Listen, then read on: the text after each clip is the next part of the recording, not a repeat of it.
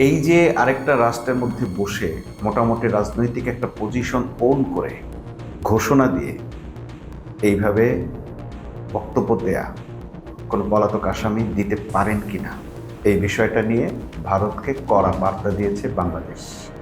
এই প্রথম এইরকম কোনো কড়া বার্তা বাংলাদেশ দিতে পারে। বলাই বাহুল্য যে এখন যিনি পররাষ্ট্রমন্ত্রী হিসেবে দায়িত্ব পালন করছেন তিনি ডক্টর ইউনূসের সময়কার পররাষ্ট্র উপদেষ্টা ডক্টর খলিলুর রহমান। তারা শেখ হাসিনাকে বাংলাদেশ আওয়ামী লীগের নেত্রী কিংবা সাবেক প্রধানমন্ত্রী হিসেবে ট্রিট করেনি, তারা অ্যাড্রেসই করেছে বাংলাদেশের গণহত্যার দায়ে সাজাপ্রাপ্ত আসামি। ঠিক এইভাবে জাতিসংঘের তদন্ত কমিশনের মাধ্যমে তিনি যে কনভিক্টেড, তিনি যে আসামি, তিনি যে অপরাধ করেছেন, অপরাধের সঙ্গে জড়িত সেটি প্রমাণিত হয়েছে, এমন বাক্যটিও যুক্ত করে দেওয়া হয়েছে।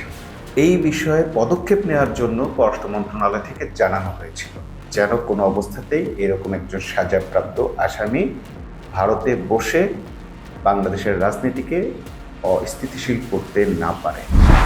এই পররাষ্ট্র মন্ত্রণালয়ের চিঠিতে আরও সুস্পষ্টভাবে উল্লেখ করা হয়েছে বাংলাদেশের সঙ্গে ভারতের সম্পর্ক হবে সমানে সমান। কেন মানুষকে আপনি এইভাবে হত্যা হুমকি দেবেন? আপনি যাকে হত্যা হুমকি দিচ্ছেন, আপনি কি ভুলে যাচ্ছেন যে মৃত্যুর পরোয়ানা আপনার জন্য আসতে পারে? কত লোক মানুষ মারবেন? শেখ হাসিনা মানুষ হত্যা করেছে, সাংবাদিক হত্যা করেছে, গুম করেছে, বুকে গুলি করে দেদারসে মানুষ মেরেছে, টিকে থাকতে পেরেছে? যারা এই হত্যার হুমকিগুলো দিয়েছেন সেগুলো রেকর্ডে এটা মাথায় রাখবেন। আর এই সরকারকে বলবো, মানুষের স্বাধীনতা নিশ্চিত করেন, গণতন্ত্র নিশ্চিত করেন, কারণ ক্ষমতা চিরদিনের জন্য নয়। বাংলাদেশের কয়েকটা গুড মুভ আমরা এই মুহূর্তে দেখতে পাচ্ছি।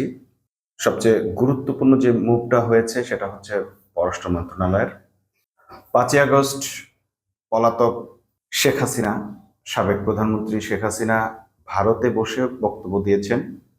বক্তব্য দেওয়ার আগে বিভিন্ন প্রোপাগান্ডা মিডিয়ায় সেই ঘোষণাও দিয়েছিলেন। ঘোষণা মোতাবেক জাস্ট টাইমে তিনি একটি অডিও বক্তব্য প্রদান করেছেন। অডিও বক্তব্য শোনার সময় যেভাবে মানুষ যুক্ত হয়েছিল, ঠিক তার অডিও বক্তব্য আসার কারণে মানুষ আবার তার ভাষণ শোনা থেকে ডিসকানেক্ট হয়ে গেছে। এই যে আরেকটা রাষ্ট্রের মধ্যে বসে মোটামুটি রাজনৈতিক একটা পজিশন ওন করে ঘোষণা দিয়ে এইভাবে বক্তব্য দেয়া কোনো পলাতক আসামি দিতে পারেন কিনা, এই বিষয়টা নিয়ে ভারতকে কড়া বার্তা দিয়েছে বাংলাদেশ। এই প্রথম এইরকম কোনো কড়া বার্তা বাংলাদেশ দিতে পারল। গত পর্বে আমরা বলেছিলাম বাংলাদেশ ভারতের 11,500 টন চাল ফেরত পাঠিয়েছে। অতীতে আমরা দেখেছি পচা গম এসেছে, পচা ডাল এসেছে, সব রেখে দিতে বাধ্য হয়েছে। কিন্তু এবার আমরা দেখলাম চালগুলো তারা ফেরত দেওয়ার সাহস করেছে। তো এই যে কড়া বার্তা পররাষ্ট্র মন্ত্রণালয় থেকে পাঠানো হয়েছে, ইতিপূর্বে আমরা এই ধরনের মুভ সরকারের পক্ষ থেকে, বাংলাদেশ সরকারের কোন সরকারের পক্ষ থেকে দেখিনি, এক্সেপ্ট ইউনূস সরকার। ইউনূস সরকারের আমলে আমরা এই ধরনের মুভ দেখেছি।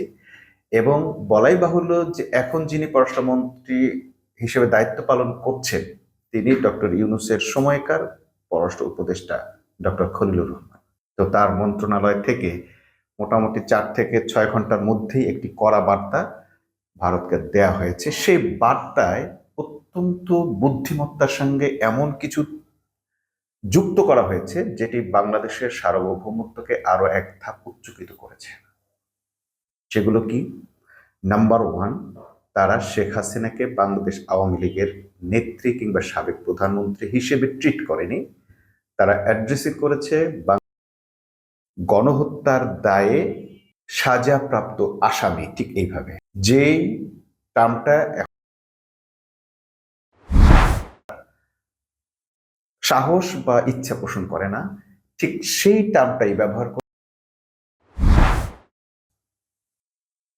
বাংলাদেশে গণহত্যার দায়ে অভিযুক্ত নয়, শুধু অভিযুক্ত নয়, সাজাপ্রাপ্ত। তো এইরকম একজন, এখানে তারা একটা লিগ্যাল ফ্রেম তারা পেয়ে গেছে, যেরকম একজন পলাতক আসামি কোনোভাবেই অন্য কোনো দেশের সাহায্য নষ্ট করার, দেওয়ার, অরাজকতার সৃষ্টি করার পায়তারা করতে পারেন না। একই সঙ্গে এই যে তার বিচার প্রক্রিয়াটা হয়েছে, সেই বিচার প্রক্রিয়াটা যে মাধ্যমগুলো, সেটা যেমন আন্তর্জাতিক অপরাধ ট্রাইব্যুনালে তো হয়েছেই, একই সঙ্গে সেই আন্তর্জাতিক ট্রাইব্যুনালে জাতিসংঘের তদন্ত কমিশনের রিপোর্টও রয়েছে। জাতিসংঘের তদন্ত কমিশনের মাধ্যমে তিনি যে কনভিক্টেড, তিনি যে আসামি, তিনি যে অপরাধ করেছেন, অপরাধের সঙ্গে জড়িত, সেটি প্রমাণিত হয়েছে, এমন বাক্যটিও যুক্ত করে দেওয়া হয়েছে।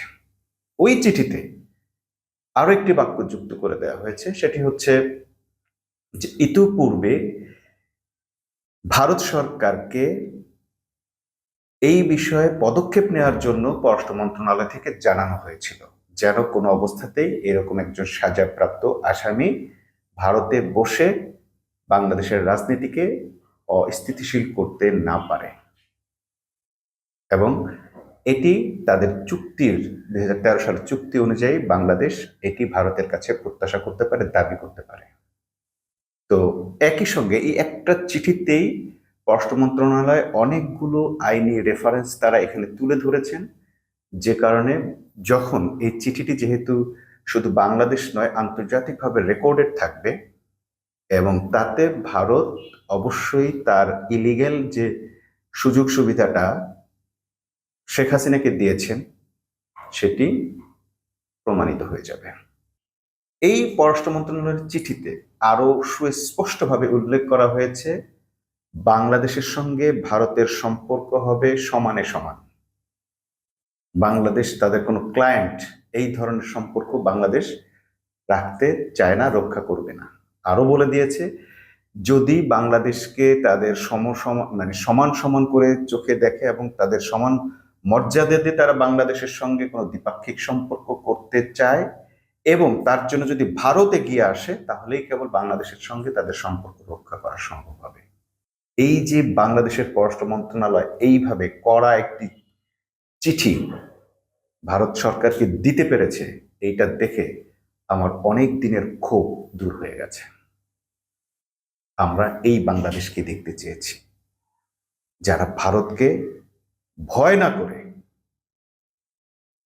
তাদের চোখ রাঙানিকে ভয় না করে, কোমর সোজা করে দাঁড়িয়ে মাথা উঁচু করে নিজের সার্বভৌমত্ব রক্ষা করে কথা বলতে পারবে।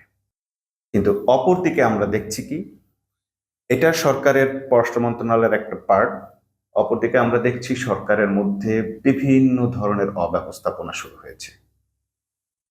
বিদ্যুৎ ও গ্যাসের সংকটে গত প্রায় মাসখানেক যাবৎ মানুষ নাজেহাল হচ্ছে। এর আগে আমরা দেখেছি তেল নাই, পাম্পগুলো তো তেল নাই, লাখো মানুষ সারিতে দাঁড়িয়ে আছে, তারা তেল পাচ্ছে না। এরপর শুরু হলো প্রায় 20-25 দিন যাবৎ খবর পেয়েছি যে ঢাকার বহু অঞ্চলে গ্যাস নাই, রান্নার গ্যাস নাই। এই 20-25 দিন তারা না খেয়েছিলেন না, তারা বসুন্ধরার এলপি গ্যাস কিনেছেন, বা যারা এলপি গ্যাস বিক্রি করে সেই কোম্পানিগুলো থেকে এলপি গ্যাস কিনতে শুরু করেছেন। তার মানে তারা মনে করেন যে একটা এলপি গ্যাস সিলিন্ডার সহ যারা নতুন করে এই সেট আপ ক্রয় করেছেন, তাদের একটা বড় অঙ্ক টাকা চলে গেছে, এবং এই টাকাটা চলে গেছে ওই সেই এলপি গ্যাস বিক্রেতা কোম্পানিগুলোর কাছে। ইতিমধ্যে আমরা একটা রিপোর্ট দেখেছি, সেই রিপোর্ট অবশ্য 4 দিনের কথা বলা হয়েছে, কিন্তু আমরা জানি যে গ্যাস সংকটটা আরেকটু দীর্ঘ সময় ধরে আছে, কোথাও হয়তো মোটামুটি 4 দিনের জন্যই ছিল। অবশেষে বিরোধী দল গতকাল যে একটা অবস্থান নিয়েছেন, তারপর আজকে সকাল থেকে নাকি অনেকের বাসা বাড়িতে গ্যাস আসতে শুরু করেছে। সেটা যাই হোক, কিন্তু এই কয়েকদিনের মধ্যে এলপি গ্যাস বিক্রির যে একটা হিড়িক পড়ে গেছে, একটা বড় অঙ্কের টাকা যে এই কোম্পানিগুলো বিশেষ করে বসুন্ধরার পকেটে চলে গেছে, এইটা মোটামুটি এই জাতি পরিষ্কারভাবে জেনে গেছে। এখন প্রশ্ন হচ্ছে, তাহলে কি সরকার এই ব্যবসায়ী গ্রুপকে, এই বসুন্ধরা গ্রুপকে বা অন্য কোনো গ্রুপকে এই ধরনের বাণিজ্য করার সুযোগ দেওয়ার জন্যই এই কৃত্রিমভাবে গ্যাস সংকটটা তৈরি করেছিলেন? আদৌ কি এটা সরকার করেছিলেন নাকি জ্বালানি মন্ত্রণালয় করেছে? আদৌ কি জ্বালানি মন্ত্রণালয় করেছে নাকি জ্বালানি মন্ত্রণালয়ের কোনো একটা অংশ সরকারকে বেকায়দায় ফেলতে এই কাজটা করেছে? যাই কিছু হোক, আমরা যখন কথা বলবো, দায় দেব, তখন আমাদের একটাই লক্ষ্য থাকে, সেটা হচ্ছে সরকার। কারণ আমরা সরকারকে ক্ষমতায় আনি দেশের মানুষের দেখভাল করার জন্য। অন্য কাউকে দায় দায়িত্ব চাপিয়ে দেওয়ার কোনো এখতিয়ার আমাদের নেই। সরকারকেই খুঁজে বের করতে হবে এবং যেই করে থাকুক এর জন্য সরকারই দায়বদ্ধ।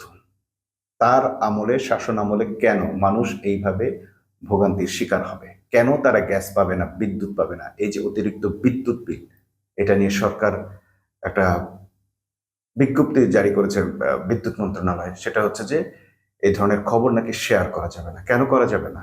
কেন মানুষের স্বাধীনতা কেড়ে নিচ্ছে? মানুষ জুলুমের শিকার হয়ে সেই জুলুম প্রকাশ করতে পারবে না? কেন পারবে না? আপনারাও তো গ্যাস দে, তেল দে, নইলে গদি ছেড়ে দে, এই বক্তব্য দিয়েছেন 2022-23 সালে, যখন আওয়ামী লীগ সরকার ক্ষমতায় ছিল। আজকে আপনারা যখন সরকার ক্ষমতায়, তখন বিরোধী দল কিংবা জনগণ কেন এই দাবি করতে পারবে না? এই আপনারাই আবার গণতন্ত্রের কথা বলেন, আবার এই আপনারাই বলেন স্বাধীনতার ঘোষক দাবি করেন। কোথায় মানুষের স্বাধীনতা? মানুষকে যদি এই মিনিমাম দাবি আদায়ের স্বাধীনতা যদি না দেন, কথা বলার স্বাধীনতা না দেন, তাহলে এত রক্তপাতের পর, একে তো মুক্তিযুদ্ধ হলো, তারপর আবার জুলাই যুদ্ধ হলো, তারপরে বহু ধরনের গণতান্ত্রিক আন্দোলন হলো, যে গণতন্ত্রের আন্দোলনের জন্য খালেদা যে আজও মানুষের কাছে শ্রদ্ধাভাজন। কি লাভ হলো এসব আন্দোলন দিয়ে? মানুষের গণতন্ত্র কোথায়? মত প্রকাশের স্বাধীনতা কোথায়? গতকাল আমার একটা ফেসবুক স্ট্যাটাস নিয়ে কমপক্ষে কয়েকশো হত্যার হুমকি পেয়েছি আমি। মোবাইল অফ করে রাখতে বাধ্য হয়েছি। একের পর হত্যার হুমকি আসতেছে এবং অশ্রাব্য ভাষায় গালাগাল আসতেছে। গালাগাল তো আমরাও দিতে পারি, গালাগাল তো আমরাও দিতে পারি। আমার চেয়ে বেশি টেনশনে পড়ে গেছে আমার চারপাশে যারা থাকেন, আমার শুভাকাঙ্ক্ষীরা। ফোন বন্ধ পেয়ে তারা আরো বেশি হতাশ হয়ে পড়েছেন, আরো বেশি দুশ্চিন্তায় পড়ে গেছেন। মানুষ হয়ে যেহেতু জন্মগ্রহণ যখন করেছে, পবিত্র কোরআনের স্পষ্ট সত্য হচ্ছে মৃত্যু অবধারিত। মৃত্যুকে ভয় পাওয়ার মতো কোনো ব্যাপার নেই। কিন্তু কেন এইভাবে মানুষকে হত্যার হুমকি দিতে হবে? কেন মানুষকে আপনি এইভাবে হত্যার হুমকি দেবেন? আপনি যাকে হত্যার হুমকি দিচ্ছেন, আপনি কি ভুলে যাচ্ছেন যে মৃত্যুর পরোয়ানা আপনার জন্য আসতে পারে? তার অপরাধ কি? ফেসবুকে স্ট্যাটাস দিয়েছি, ফেসবুকে স্ট্যাটাস দেওয়াটা অপরাধ? আপনি ফেসবুকে এসে কমেন্ট করছেন, করেন, আরো করেন। গালাগাল কেন করেন? ওকে, গালাগাল করেন, অসুবিধা নেই, তাও করেন, কিন্তু হত্যার হুমকি কেন দেন? দেশটাকে আপনাদের কাছে আমরা ইজারা দিয়ে দিয়েছি? কত লোক মানুষ মারবেন? শেখ হাসিনা মানুষ হত্যা করেছে, সাংবাদিক হত্যা করেছে, গুম করেছে, বুকে গুলি করে দেদারসে মানুষ মেরেছে, টিকে থাকতে পেরেছে? যত বড় শেঠ হন আপনি, যত বড় মাস্তান হন, যত বড় পাওয়ারফুল হন, মৃত্যু আপনার জন্য অবধারিত। এই ধরনের আইন প্রশাসনের বিরুদ্ধে গিয়ে এরকম বিশৃঙ্খলা সৃষ্টি করার চেষ্টা করবেন না। মানুষের বাক স্বাধীনতার উপর হস্তক্ষেপ করবেন না। আজকে যারা আপনাদেরকে গালি দেয়, তারা বাধ্য হয়ে গালি দেয়। অনেক পুরনো স্মৃতি গতকাল রাতে মনে পড়ছিল, যেই বিএনপির জন্য জীবনের ঝুঁকি নিয়ে বেগম জিয়ার জন্য, জিয়াউর রহমানের জন্য, তারেক রহমানের জন্য আমরা ডকুমেন্টারি বানিয়েছি, তাদের জন্য বক্তব্য লিখেছি, বিদেশে পাঠিয়েছি।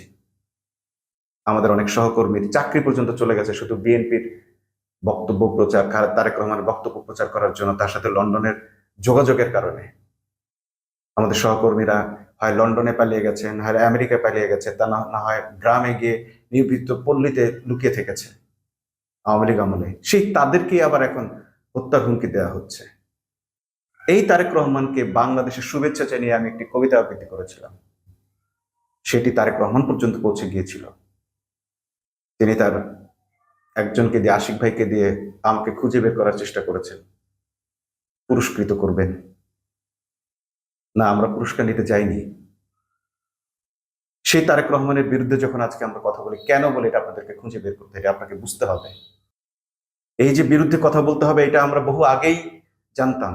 কারণ সরকার ক্ষমতায় আসলে সরকারের এমন অনেক কিছু থাকে যার বিরুদ্ধে কথা বলতে হয়। তা না হলে সরকার সঠিক পথে চলতে পারে না।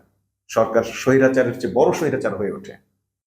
যারা এই হত্যার হুমকিগুলো দিয়েছেন সেগুলো রেকর্ডেড, এটা মাথায় রাখবেন। আর এই সরকারকে বলবো, মানুষের স্বাধীনতা নিশ্চিত করেন, গণতন্ত্র নিশ্চিত করেন, কারণ ক্ষমতা চিরদিনের জন্য নয়। আজ আছে, কাল নাও থাকতে পারে।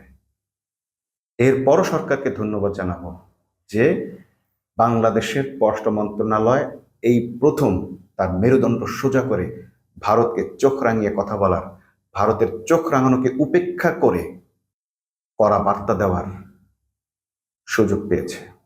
সবাইকে ধন্যবাদ। আল্লাহ হাফেজ।